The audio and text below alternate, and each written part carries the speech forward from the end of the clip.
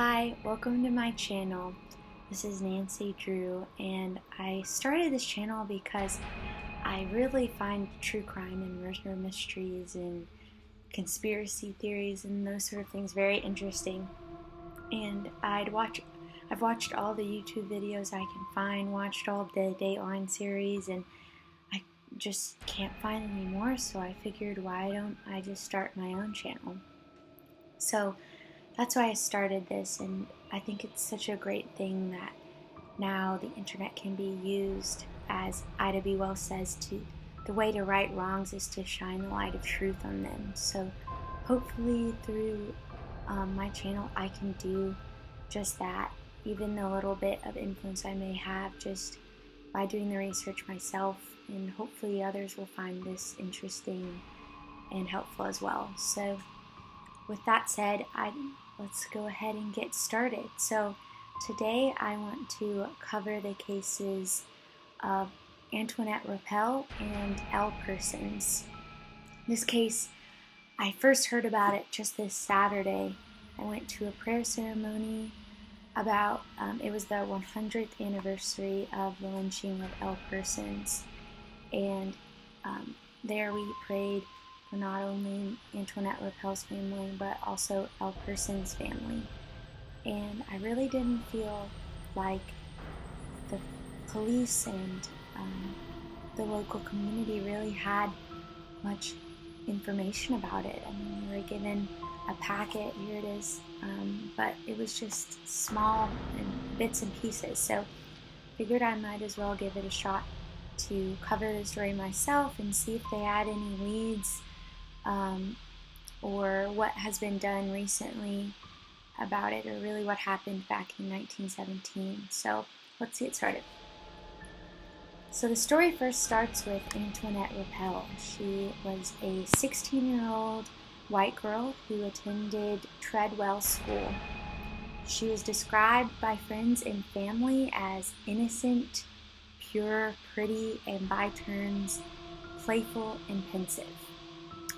And one newspaper said that she should remind many readers of their daughters, granddaughters, nieces, and cousins.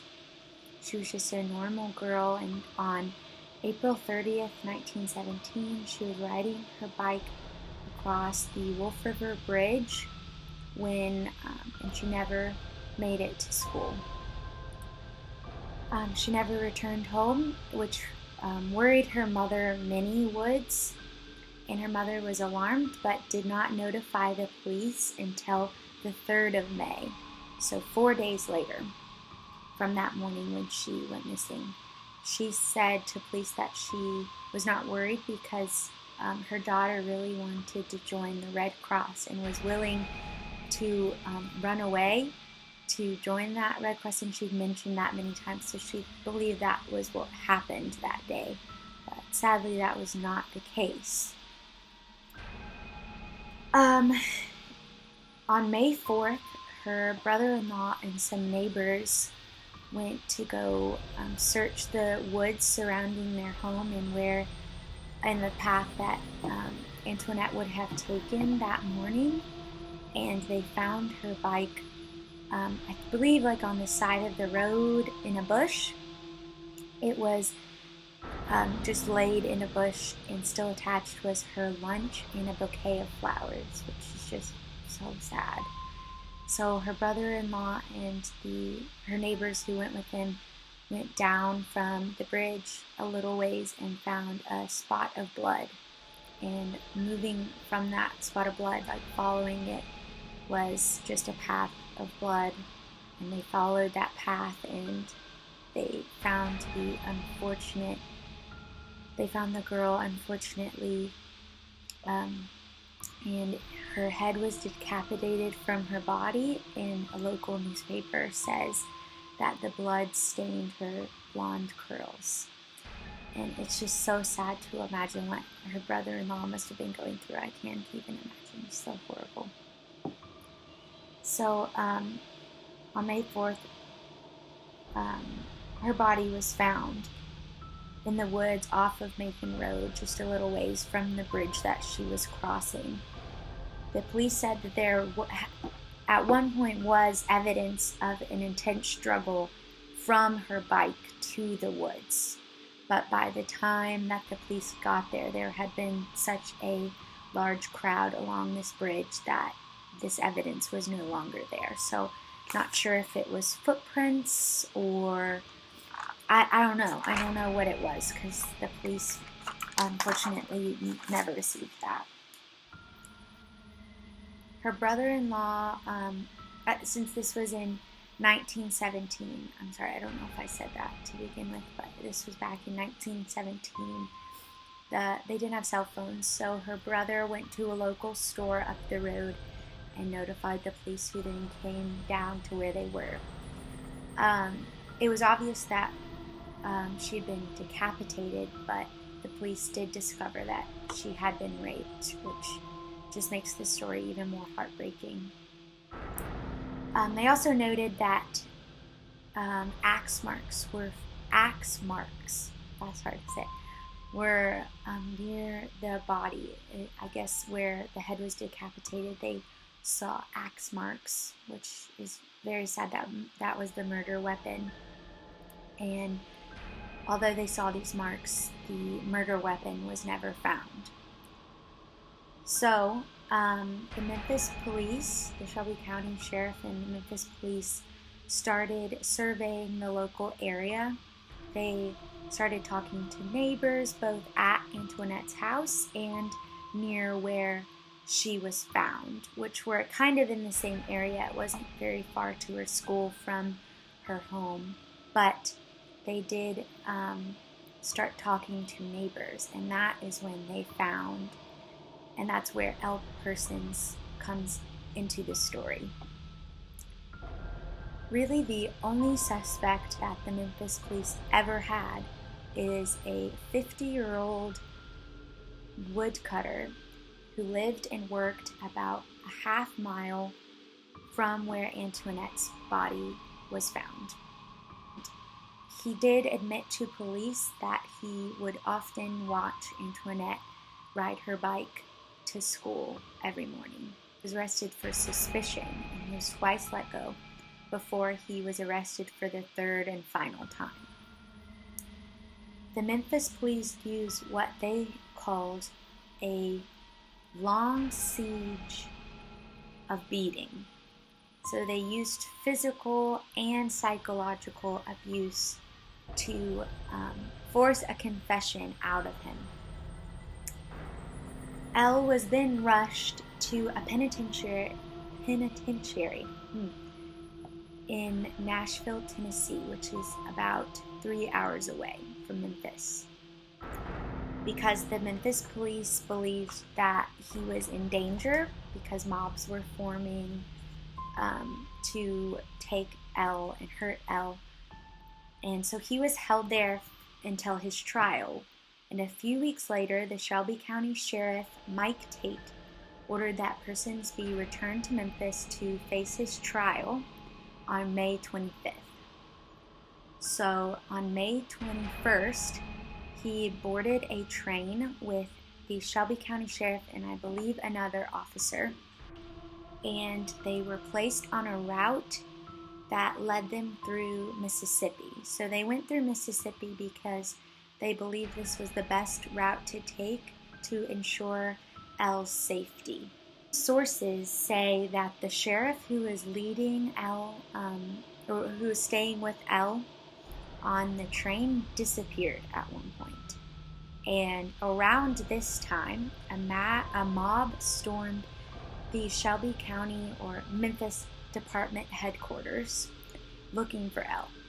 But he obviously was not there. He was on a train, and whenever they didn't find him at the headquarters, they went and started searching all the trains that were bound for Memphis. They eventually found him on the train he was coming from Mississippi, and authorities allegedly did nothing to stop them from seizing L. And once they captured L, they took him back to Memphis. And this mob, I should tell you, was very, very organized.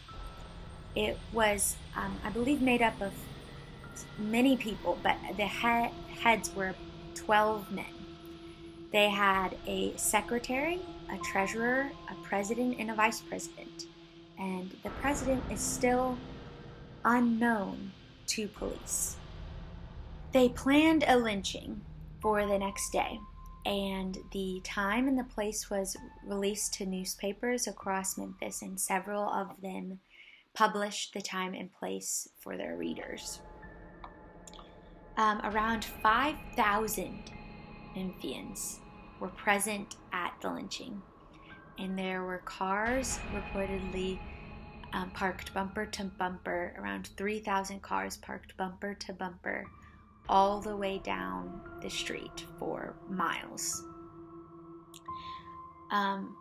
In attendance were women with children in their arms, and several fathers took their sons out of school at local high schools so that they could be present at this time.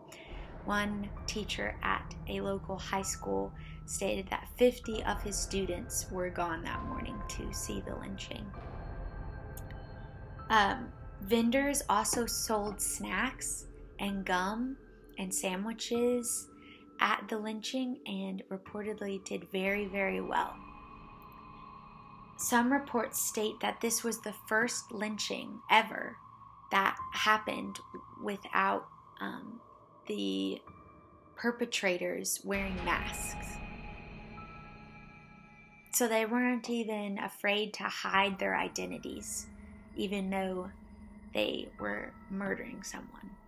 So that it just shows how just devastating this crime was, and just the hate that so many people had in their hearts. Antoinette's mother was also in attendance, and her name is Minnie Woods. And she spoke to the crowd that morning and stated, "I wanted to thank all my friends who worked so hard in my behalf. Let him suffer as my little girl suffered, only 10 times worse." And I should say here that many people believe that L. Persons did do this crime. There was really no evidence that I could find that put him at the scene of the crime, or that said that he was the one who did this, other than the fact that he did reportedly confess to the Memphis police. Although this confession was forced, and that the Memphis police did use, and they have said that they used physical violence as well as psychological violence towards him to force this confession. So many people believe that L. Persons did commit this crime, and I believe that Minnie's mother, I think that Minnie's mother did believe that L. Persons was the one who killed her daughter. So, I've never lost a child. I'm not a mother myself, so we really can't put ourselves in her shoes and know what she was feeling at this time. So, I don't blame her for what she says. We shouldn't judge her for what she did or what she said, because we weren't in her place and we don't know. The mob replied that we'll burn him, is what they said. And at this point, word went around that L. Persons wanted to confess to the crime at this time. But we really don't know if that actually happened, that he did want to confess, because he'd been so badly beaten at this point that he couldn't even speak. Marshall Saylor spoke for him in confessing. So it wasn't a real confession because he didn't actually say it, but supposedly someone spoke for him because he couldn't speak. So, I don't know. 10 gallons of gasoline were poured on L. Persons, and a match was thrown at his feet. And a 10-year-old black boy was forced to watch the entire thing. I don't know where he came from or why he wasn't in school at this point or if he was kidnapped. I don't know. I don't know where he came from, but he was forced to watch this entire thing, which just must have been so traumatizing for him. Men and women either cheered this on. I saw some reports that many people passed out from this, or some even yelled that he was burning too fast, that they had poured too much gasoline on him, which is just horrifying. And he was alive when this happened. The crowd ripped part of his clothing off and cut. I saw some reports that people were cutting off his ears and his head and were taking them as souvenirs. Ugh. I don't know why you'd want that. Like, are you gonna like put it on your mantle or like save it? Like put it on your desk? I don't, like what are you gonna do with that? Sorry, that's really morbid, but like, like a souvenir, like a snow globe? Crowd took his head and one of his legs to Beale Street, which is a famous street here in Memphis, and threw his head and his leg into a crowd of African Americans. Yeah. Look, like, they were like driving by and saw this crowd and was like, oh, I know what to do with our souvenir. Let's throw it at these people. Yeah. So, all this being said, here are some statements that the NAACP made. Soldiers were requested.